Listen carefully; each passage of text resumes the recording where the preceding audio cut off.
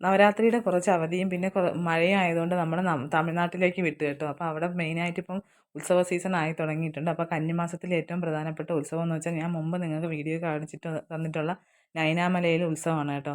അപ്പോൾ നൈനാമലയിലെ ഉത്സവം വളരെ ഗംഭീരമാണ്. കാരണം ഒരു മാസം നീണ്ടു നിൽക്കുന്ന ഒരു ഉത്സവമാണ്. ഒരു മാസത്തിൽ എല്ലാ ശനിയാഴ്ച ദിവസമാണ് കേട്ടോ ഉത്സവം വരുന്നത്. അപ്പോൾ ഈ കച്ചവടക്കാരെല്ലാം പോയി ഈ ശനിയാഴ്ച വന്ന് എല്ലാം കഴിഞ്ഞിട്ട് അടുത്ത ശനിയാഴ്ച പിന്നും വരും. അങ്ങനെ ഒരു മാസം നീണ്ടു നിൽക്കുന്ന ഉത്സവമാണ്. അപ്പോൾ ഇത്രയും ഗംഭീരമാണെന്നൊന്നും ഞാൻ അറിഞ്ഞിട്ടില്ലായിരുന്നു. അപ്പോൾ നമ്മൾ ചെന്നപ്പോഴത്തേക്കും നല്ല അടിപൊളിയായിരുന്നു. എല്ലാ സ്റ്റാളുകളൊക്കെ ഉണ്ട്. അപ്പോൾ ഇന്നിപ്പം നമ്മൾ പോയത് ശനിയാഴ്ച വൈകുന്നേരം ആയതുകൊണ്ട് തന്നെ കുറേ കച്ചവടക്കാരെല്ലാം പോയിട്ടുണ്ടായിരുന്നു. ബാക്കിയുള്ള കച്ചവടം തകൃതിയായിട്ട് നടക്കുന്നു.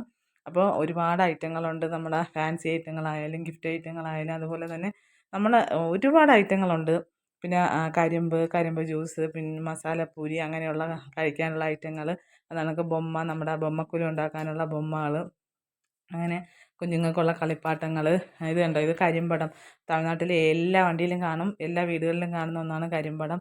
പിന്നെ അതുപോലെ തന്നെ പൂജാ സാധനങ്ങൾ.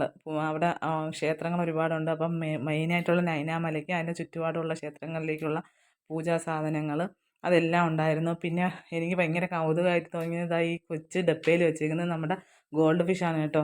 അപ്പോൾ ഒരെണ്ണത്തിന് 50 രൂപയാണ് വില പറഞ്ഞത്. അപ്പോൾ ഈ ഗോൾഡ് ഫിഷ് അവർ ഗ്ലാസ്സിലും ആക്കി കൊടുക്കുന്നുണ്ട്. അപ്പോൾ അതുപോലെ തന്നെ നമ്മുടെ കപ്പ് അങ്ങനെയുള്ള ഐറ്റങ്ങൾ അതൊക്കെ ഒരുപാട് സ്റ്റാളുണ്ടായിരുന്നു. പിന്നെ ഉള്ളത് കരിമ്പായിരുന്നു.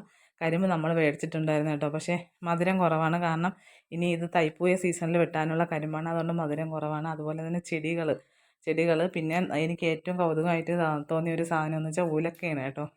നമ്മുടെ നാട്ടിൽ അന്യം നിന്ന് വരുന്ന ഒരു ഉലക്കയാണിത്, കണ്ടോ. അപ്പോൾ ഉലക്ക അവിടെ ശരിക്കും ഉണ്ടായിരുന്നു. നമ്മൾ വാങ്ങിയില്ല. അപ്പോൾ തിരിച്ച് നോക്കിയപ്പോൾ ഒരു മഴവില്ല് കണ്ടു വാനത്ത്. അതൊരു നല്ല കാഴ്ചയായിരുന്നു. പിന്നെ സന്ധ്യയ്ക്കാണ് നമ്മൾ അമ്പലത്തിലേക്ക് പോയത്.